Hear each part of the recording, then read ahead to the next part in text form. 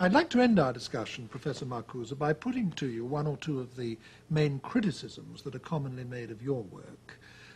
I've really put the chief one to you already, and that was a long way back in the discussion when I said to you, given your awareness of so many things wrong with Marxism, why do you remain a Marxist? I won't put that to you again because you've already indicated what your reply is. Because I think it's correct. Yes, but there are others too.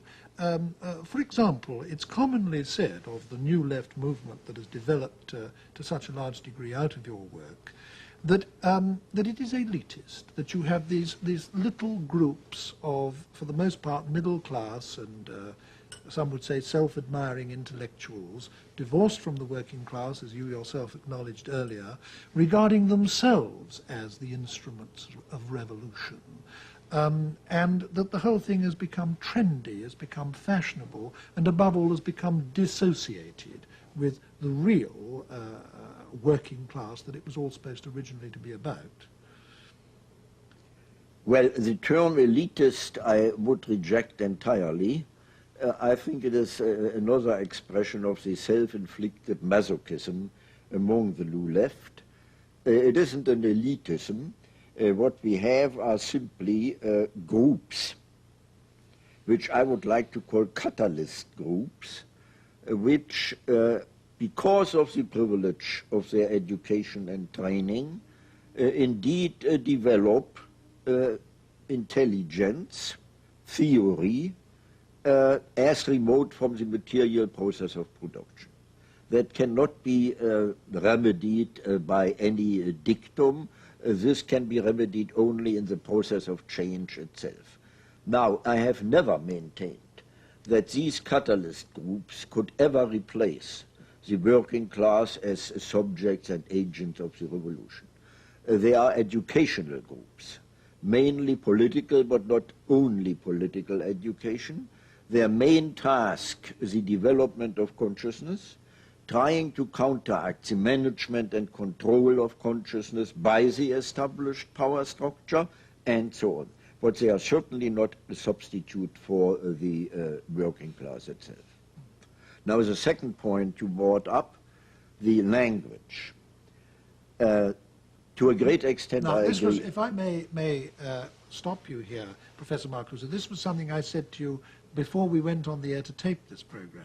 So let me say it again so that the viewers will know. This was something that I was saying in criticism of you when we were talking earlier.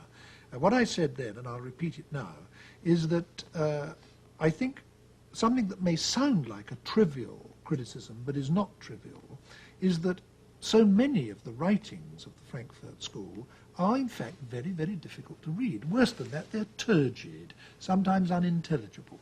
I exempt, and I do it sincerely, yours from this. Your writings they're bad enough. You're right, but your writings, Adorno, for example. Earlier in this discussion, you described Adorno as a genius. Now, I find some Adorno literally unreadable.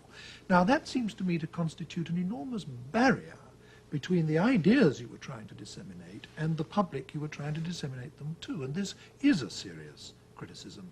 And if anything, it's made greater by the fact that other alternative philosophies are often expanded by writers who are very good writers. For example, in the analytic tradition, there is almost a tradition of wit and verve. I mean, Bertrand Russell won the Nobel Prize for Literature. So, incidentally, did Jean-Paul Sartre, probably the leading exponent of existentialism.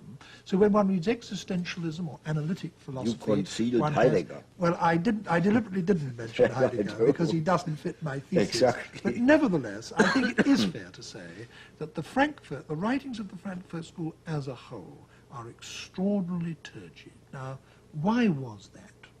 Why is it? Well, to a great extent, to some extent, I agree with you. And I confess that there are many things in Adorno I don't understand. I want at least to say one word about his justification. It was that ordinary language, ordinary prose, even a little sophisticated one, has been so much permeated by the establishment, by the express so much the controls and the manipulation of the individual by the power structure, that already in the language you use, you have to indicate the rupture with conformity. Therefore, the attempt to convey this rupture already in the syntax, in the grammar, in the vocabulary, whatever it may be. Now, whether or not that is acceptable, I don't know.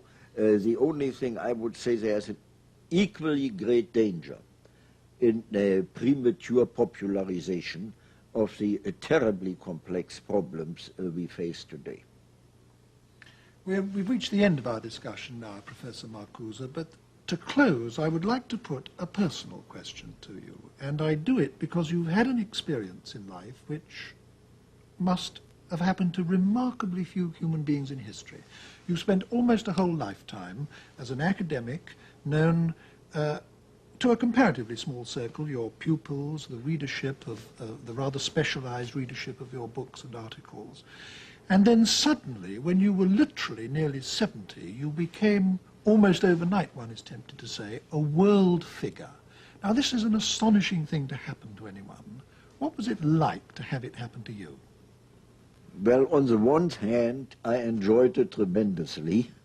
On the other hand, I found it somehow not deserved.